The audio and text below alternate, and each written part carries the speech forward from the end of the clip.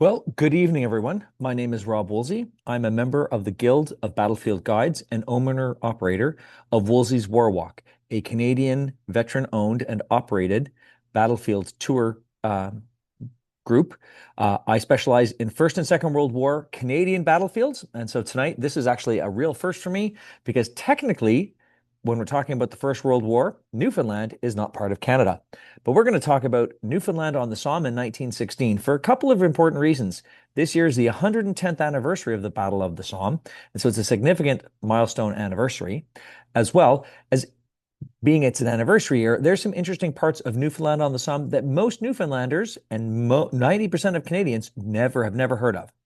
So we're going to be talking about that. If you're looking at this photo on the presentation in front of you today, that is actually St. John's Trench. That is the Newfoundland's starting position on the first day of the Battle of the Somme, and those are Newfoundlanders early in the morning on the 1st of July, 1916, which is the opening day of the Battle of the Somme, and that's them in their support position before the battle begins. So, MFS Europe is not affiliated with any of the companies, apps, or products named in this presentation, and they are not sponsored by, do not sponsor, and do not endorse anything, companies, apps, or products named in this presentation. So what we're going to look at today is country overview, some recommended preparations for visiting battlefields, travel advisories and visas and security, some helpful tips and words on visiting battlefield locations. We're going to talk about the Battle of the Somme as a big overview. It's important to understand the entire Battle of the Somme when we're talking about the actions that we're talking. We're going to talk about Beaumont-Hamel on the first day of July 1916. Quickly talk about a little action at Ocean Villas, also known as Ocean Villas, if you are an English speaker in 1916. And we're going to talk about Gueudecourt, which is the battle that probably nobody's ever heard of, and it's a Newfoundland battle honor, and there's a Newfoundland National Memorial there. The photo in this slide is the two Newfoundlanders coming back from a position around the Ocean Villas location in the middle of July 1916, and you can see one of them is actually wounded and he's being evacuated. So we're talking about France. The region in particular is the Somme region or Somme department. It's got a population of about 565,000. Of course, they speak French. The closest international airport is Paris Charles de Gaulle. And it's probably the easiest one to use to get to this part of the battlefield because unfortunately, the Somme region is pretty isolated. There is a small regional airport at Albert, but it's usually used for the Airbus facility. So I've never seen anybody flying into Albert. This is an old part of France, and it has so many battlefields from so many periods dating even back as far as Roman times. The Battle of Agincourt is actually on the Somme. Amiens is the largest city, and it's famous for its Gothic cathedral. Traditionally, farming is the main industry until really relatively modern times when Airbus is sitting in the town of Albert, kind of smack dab in the middle of the region. France is fairly expensive. It is the 10th most expensive country in Europe this year, so it's kind of higher than the average for European prices when you go visit. The Somme region is now littered with cemeteries and memorials. Each dominion from the British Empire have their own national memorial, and the Newfoundland, in fact, has two. And you can't move in certain parts of the Somme battlefield, especially the north, without literally tripping over 10 and 12 cemeteries in very small locations. It took until 1938 to actually finish the cleanup from the First World War because it is such a remote and was considered a relatively unimportant area to clean up, even though it's heavily affected by food. And to this day, there are still incidents with unexploded ammunitions, including in September of 2025, when a farmer hit a phosphorus shell that blew up and injured 14 people, including some children. So it's the First World War still has a huge impact on this part of France. So the weather on the Somme is generally mild. It's got wet, windy, and cool winters. You don't see a lot of snow. This year's kind of exceptional. They have quite a bit of snow, but that's true of everywhere it feels like these days. And it's got warm, dry summers. They're really quite comfortable. You usually travel in this region from the end of April to the middle of November. You don't want to go any really earlier than that. It gets a little muddy. It's a little kind of out of the way and things aren't necessarily always easy to get to. And the farmers are moving around and they don't always like us traveling down their farm roads when they're trying to use their tractors. And you kind of want to end about mid-November. That's when it starts to get really wet and miserable on the Somme. Again, it's challenge. Farmers are moving around and doing crops. And so that's another thing to be aware of when you're visiting this region. Always bring a rain jacket. It's a great idea. I don't know how many times I've been caught with rain and wet and damp. It also helps break the wind because it can be quite windy. It's kind of like the prairies in a sense. There's not a lot of trees. And you always want really good footwear. A lot of the cemeteries and battlefields are off the beaten path here. So you're going to be parking your car and walking down a farm road or walking up a little trail to some of these cemeteries and memorials. And when you're in the cemeteries, of course, they're grass and can be kind of muddy. You don't want to slip and fall. Always travel with medical insurance, especially in somewhere in a First World War battlefield like the Somme. One-third of every round fired by all sides in 1916 failed to explode. And so there's a large quantity of unexploded ordnance that comes up, and you just need to be careful. All memorials and cemeteries are child-friendly. Almost all the museums are, the restaurants are. There's very few places that are not child and animal friendly.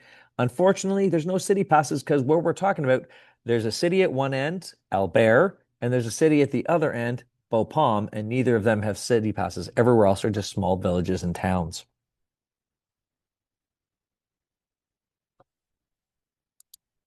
So always check for travel advisories. France is a relatively safe country. Petty crime is always a risk, but the Somme is generally quite a safe area. You're not likely to have many problems there. Um, Again, you don't need a visa if you're from the EU, but Canadians coming from Canada, it's a 90-day maximum stay. Now, saying that, there is a hospital in Albert at one end of the road and Beaupom at the other end of the road. They each have a hospital, which is always important. There's nothing really in between. Arras, which is about 30 minutes to the north, also has a hospital. Emergency numbers, it's 112, but if you're coming from North America and you're used to dialing 911, it will automatically trigger to 112, so that's good. And of course, the closest and only embassy or consulate in France is in Paris. So always dress for the weather. So it's relatively close to the sea. The Somme does border the sea, and it can be really chilly, and the weather can shift quite suddenly on the Somme because it does border the coast. We're a little bit inland for these battlefields, but it's close enough to the sea that it's much more affected than people realize. Don't climb on any of the monuments. That's exactly what they are. And some actually have ashes spread around them. And in some cases, they'll also have quite a bit of unexploded ordnance around them. Sometimes that's where the people will collect them, or you'll see shrapnel balls or grenades or things like that that'll come out of the surface. So just be aware of that, and just remember that these are very important to the locals of France and to many British, Canadian, Australian, New Zealand, Newfoundland, and South African and Indian families. You're also visiting somebody's home. This battlefield in particular is literally on people's yards, on their property, in their farm fields. Remember, this is where they live and work. And to allow us to keep visiting, respect their property and the memorials that are there. Specifically, don't trespass. It's and especially when there's crops on the ground, the farmers don't want that destroyed. And it's actually caused some friction in the last 20 years with people kind of meandering into farm fields to try to find things.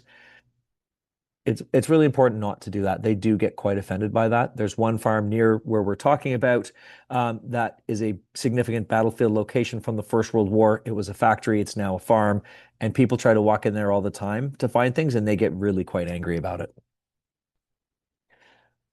The Battle of the Somme has become famous for its high casualties and terrible conditions and large lack of success, which left an indelible mark on the British Commonwealth and Empire, and as all nations that were part of that fought and suffered there. The Battle of the Somme, as originally planned, was not a British attack, but a French one, with heavy support from the British, and the Somme region was chosen because that is where the two armies met. The battle was to be launched along a 15-mile, 24-kilometer front with the goal of capturing Beaupom and then drive towards the town of Arras. A massive, for 1916, bombardment of 5 days using 1 million shells was used to prepare for the attack. The attack was so delayed because of 2 days of rain that the 1st of July, 1916, the attack went in, leading to the deadliest day for the British Army, where they suffered 57,000 casualties, of which 19,000 were killed, all before noon that day. And it began one of the bloodiest battles of all time, with almost 1 million men of the 3 million men engaged in the battle becoming a casualty. While it was judged as a defeat, the battle crushed the German army and forced them to retreat in the winter of 1917 all the way back to the Hindenburg Line. The battle lasted from the 1st of July 1916 until the 18th of November 1916, lasting 141 days of intense fighting and destruction fought in 4 major phases. This map here kind of shows you where we are starting at just outside the town of Albert, where the red line is the kind of the start of the British lines, and the green is the French, and the blue is the German. And you can see it's different phases with different dates. And we're going to end near the town of Gueudecourt. The ultimate objective actually was significantly farther than that on the first day alone. That's one of those interesting little pieces of this, that this attack actually never got to its final objectives. Now for Canada, Canada doesn't fight on the Somme until September of 1916 in the third phase of the Battle of the Somme. But we're only going to talk about Newfoundland today, so we're not actually talking about Canada. Beaumont-Hamel, the 1st of July, 1916. Newfoundland in 1914 was an independent dominion on par with Canada, Australia, New Zealand, South Africa. Had its own prime minister, had its own military, in a sense of the word. It had its little militia, but that was it. In 1914, the Newfoundland Regiment came into existence and originally sailed to England with the Canadian contingent, with the British plan of having them be integrated into the Canadian division. The Newfoundlanders did not want anything to do with that, and so in the end, they did not join the Canadian division, but joined the British 29th Division, a regular division inside the British Expeditionary Force, becoming part of the 88th Brigade. Its first action, interestingly enough, was not on the Western Front. The men from Newfoundland sailed all the way to Turkey and fought at Gallipoli, where they were then withdrawn and shipped to France in late 1915. By 1916, they had moved into the front lines in France. And in fact, by the end of June, they were in the support trenches as follow-on forces for the Battle of the Somme. And their goal was to advance some 4 kilometers through the first and second positions of the German defenses. Beaumont-Hamel, the town, was to their north and on their line of advance.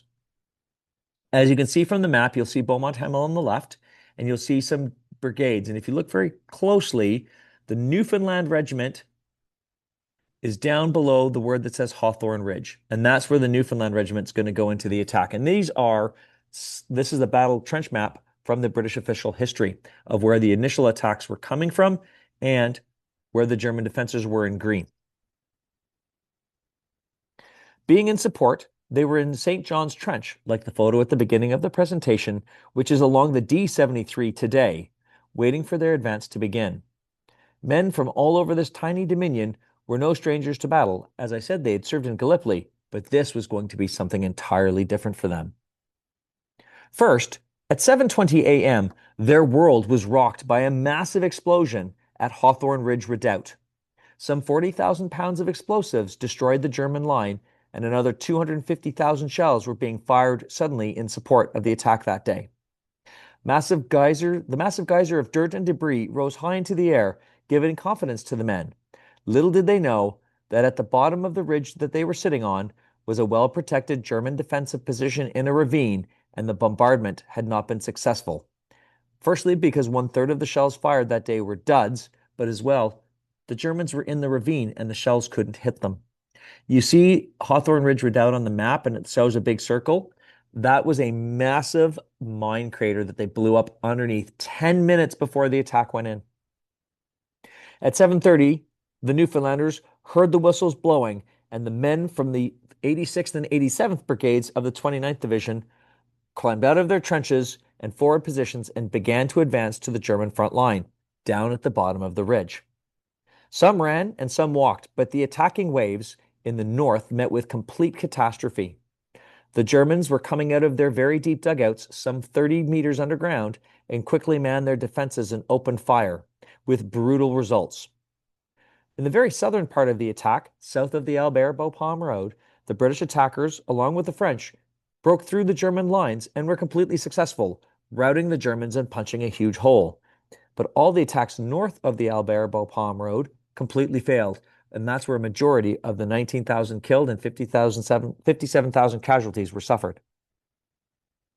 But at this point, failure was not yet known, and the men from Newfoundland were going to be thrown into the attack because of breakdown in communications and leadership, as well as some huge misunderstandings of what was happening. The consequences for Newfoundland were awful. The leading two brigades, 8-6 and 8-7, were practically destroyed in their advance down the ridge, not gaining any of their objectives and barely getting to the German wire. The fields were littered with the dead and the dying and the wounded, and were being continually swept by German fire, both from the ravine at the bottom of the ridge, as well as positions on the opposite side, on high ground. Unfortunately, their divisional commander, Major General Beauvoir de Lille, had reports, some exaggerated and some incorrect, that 87th Brigade was advancing down the valley and into the German support positions, and that white success rockets, basically like flares, were fired and showing that their success had been met and seen. Thinking that there were only a few positions left to mop up, holding up a second wave of soldiers, Major General de Lille ordered 88th Brigade to move in behind the 87th, with 2 battalions, leaving 2 more in reserve. The Newfoundland Regiment was assigned to the attack, starting some 200 yards behind the frontline trenches, because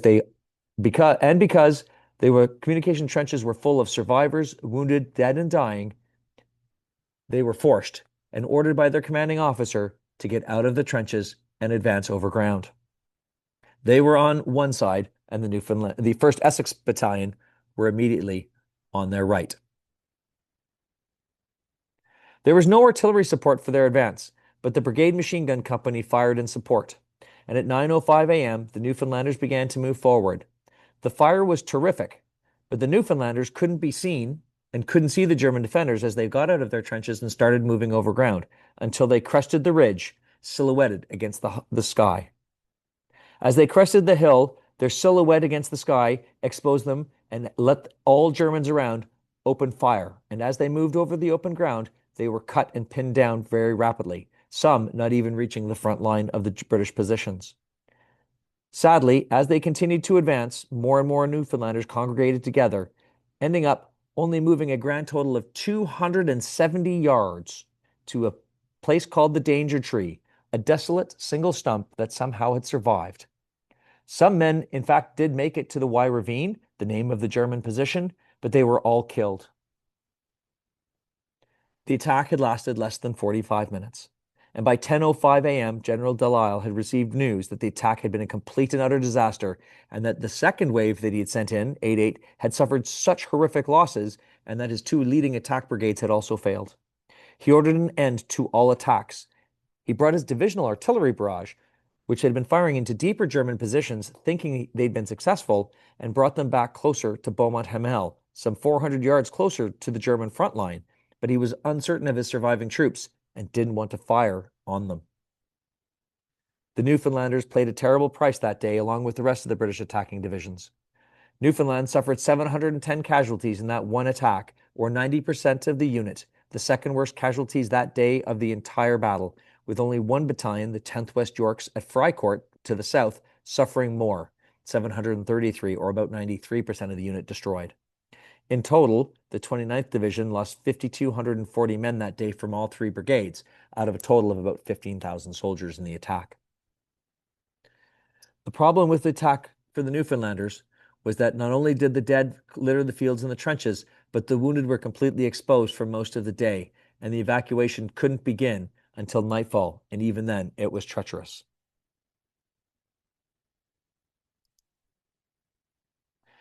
Unfortunately, the Newfoundlanders weren't done with the Somme that fateful July day. They were withdrawn from action, and reinforcements were brought up to build the shattered regiment, numbering about 400 now, back out of the line and back into the line on the 14th of July at a village of Oceanvillers, not far from Beaumont-Hamel. In 3 days at the front, the Newfoundland Regiment suffered again, taking even more casualties, before on the 17th of July, they were transferred to a quieter sector on the Western Front, specifically to Belgium, to rebuild and rework themselves. Today, Beaumont-Hamel, Newfoundland Memorial, is the largest preserved section of Somme battlefield. It covers some 74 acres. It contains preserved trenches, the remains of trenches, a section of St. John's Trench, which you can actually walk down. You can see the communication trenches, various stages of frontline trenches, as well as you can walk down paths and walk entirely the battlefield. There's also more than one memorial in the park. And it's by the entrance. That is the memorial to the 29th Division. So it's the divisional memorial to the Battle of the Somme on the first day. And at the bottom of the ravine, in the German frontline position, there's one to the 51st Highland Division, the British division that captured the position and eventually the town of Beaumont-Hamel in November of 1916. They also then later recaptured it when it was overrun a second time in 1918. It is a giant Highlander sitting at the end. There are also 3 cemeteries on the site, most filled with men from the 1st of July 1916, but also from the attack on the 13th of November. The first one, Y Ravine, is almost exclusively men from the 1st of July, sometimes in double and triple graves. So you will see two cap badges on the headstones or 3 names on the headstone. You'll also see Hawthorne Ridge Cemetery number 2, and Hunter Cemetery, which are not far from the far left-hand side of the Newfoundland position at the left end of the trench lines. Those are predominantly guys from later in the battle, 51st Highland Division, although there are Newfoundlanders in Hawthorne Ridge number 2. Hunter Cemetery is exclusively Highlanders from the 51st Division. You can also see, if you're at those 2 cemeteries, Hawthorne Ridge Cemetery number 1, and you can also see the trees that surround the Hawthorne Ridge mine crater, which you can drive around. You can't walk really to it from the park, but you can drive around to it and actually go into the bottom of that mine crater today, it being preserved. At the park, you can walk the line of advance of the Newfoundland Regiment, including to where the danger tree stood. Today, a replica is in its place, and then all the way down to the German frontline trenches. Veterans Affairs has an amazing student guide program, and they take you on an incredible journey of the battlefield. There's also an amazing visitor center that does very Newfoundland-centric displays and tells the story of Newfoundland in the First World War. The memorial itself is imposing. You can actually walk a path from the bottom all the way to the caribou at the top, the caribou being the symbol of Newfoundland and still today the badge of the Royal Newfoundland Regiment. It is the largest and the main memorial for Newfoundland of the First World War. Essentially, it's Vimy Ridge equivalent for Newfoundland. It also has their list of all of the missing from the Royal Newfoundland Regiment, the Royal Newfoundland Naval Volunteer Reserve, and the Merchant Marine, covering some 800 names, including many, many famous families that were all but wiped out, specifically at the Battle of Beaumont-Hamel. So that picture on the center is the caribou at Beaumont-Hamel, and you can walk all the way up around it, and you can see some interesting bumps. The bottom right-hand photo is some of the trench lines, and you can see where the shell craters have not been repaired, and you can see all the different trench lines as you walk that battlefield. There's also barbed wire pickets in the middle of it. You cannot walk on the grass. It is considered too unsafe while it has been cleared. At the time, it is not 100% safe, and they are still finding things, shrapnel balls, grenades, shells, all the time on this part of the Somme. The top photo is after the battle. That's a German trench line that was captured after the battle, and you can see they're not super sophisticated, but you can see how badly shattered the battlefield actually was.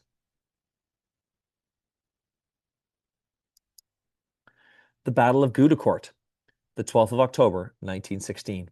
The top left-hand photo is 2 men from the Newfoundland Regiment in a dugout position near Gueudecourt in the fall of 1916. One is trying to shave himself, which is an impressive task. You'll notice it looks relatively dry.